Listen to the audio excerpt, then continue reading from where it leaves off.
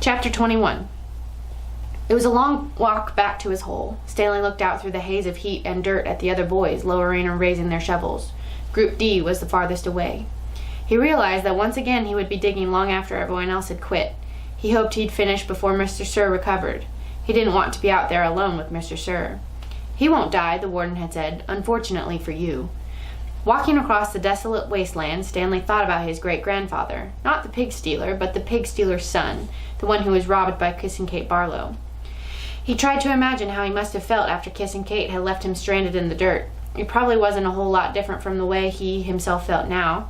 Kate Barlow had left his great-grandfather to face the hot, barren desert.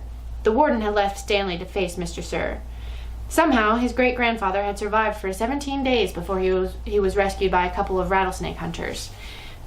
He was insane when they found him. When he was asked how he had lived so long, he said he found refuge on God's thumb. He spent nearly a month in a hospital. He ended up marrying one of the nurses. Nobody ever knew what he meant by God's thumb, including himself. Stanley heard a twitching sound. He stopped in mid-step with one foot still in the air. A rattlesnake lay coiled beneath his foot. Its tail was pointed upward, rattling. Stanley backed his leg away, then turned and ran. The rattlesnake didn't chase after him. It had rattled its tail to warn him to stay away.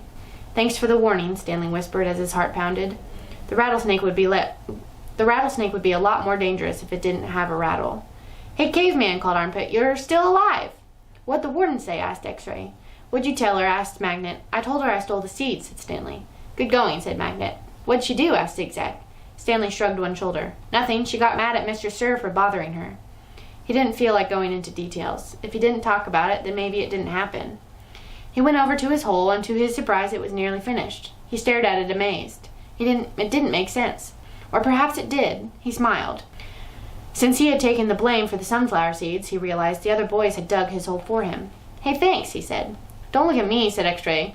Confused, Stanley looked around from Magnet to Armpit to Zigzag to Squid. None of them took credit for it. Then he turned to Zero, who had been quietly digging in his hole since Stanley's return. Zero's hole was smaller than all the others. Chapter 22. Stanley was the first one finished. He spat in his hole, then showered and changed into his cleaner set of clothes. It had been 3 days since the laundry was done, so even his clean set was dirty and smelly. Tomorrow these would become his work clothes, and his other set would be washed. He could think of no reason why Zero would dig his hole for him. Zero didn't even get any sunflower seeds. "I guess he likes to dig holes," Armpit had said. "He's a mole," Zigzag had said. "I think he eats dirt." "Moles don't eat dirt," X-Ray had pointed out. "Worms eat dirt." "Hey, Zero," Squid asked, "are you a mole or are you a worm?" Zero had said nothing. Stanley never even thanked him, but now he sat on his cot and waited for Zero to return from the shower room. "Thanks," he said to Zero as he entered through the tent flap. Zero glanced at him, then went over to the crates, where he deposited his dirty clothes and towel. "Why'd you help me?" Stanley asked. Zero turned around. "You didn't steal the sunflower seeds," he said. "So neither did you," said Stanley. Zero stared at him. His eyes seemed to expand, and it was almost as if Zero were looking right through him. "You didn't steal the sneakers," he said. Stanley said nothing. He watched Zero walk out of the tent. If anybody had X-ray vision, it was Zero. "Wait," he called, then hurried out after him. Zero had stopped just outside the tent, and Stanley almost ran into him. "I'll try to teach you to read if you want," Stanley offered. "I don't know if I know how to teach, but I'm not that worn out today since you dug a lot of my hole." A big smile spread across Zero's face. They returned to the tent, where they were less likely to be bothered. Stanley got his box of stationery and a pen out of his crate. They sat on the ground. "Do you know the alphabet?" Stanley asked. For a second he thought he saw a flash of defiance in Zero's eyes, but then it passed. "I think I know some of it," Zero said. "A, B, C, D." "Keep going," said Stanley. Zero's eyes looked upward. "E, F," said Stanley. "G," said Zero. He blew some air out of the side of his mouth. "H-I-K-P, H-I-J-K-L," Stanley said. "That's right," said Zero. "I've heard it before, I just don't have it memorized exactly." "That's all right," said Stanley. "Here, I'll say the whole thing just to kind of refresh your memory. Then you can try it." He recited the alphabet for Zero. Then Zero repeated it without a single mistake. Not bad for a kid who had never seen Sesame Street. "Well, I've heard it before somewhere," Zero said, trying to act like it was nothing, but his big smile gave him away. The next step was harder. Stanley had to figure out how to teach him to recognize each letter. He gave Zero a piece of paper and took a piece for himself. "I guess we'll start with A." He printed a capital A, and then Zero copied it on his sheet of paper. The paper wasn't lined, which made it more difficult, but Zero's A wasn't bad, just a little big. Stanley told him he needed to write smaller or else they'd run out of paper real quick. Zero printed it smaller.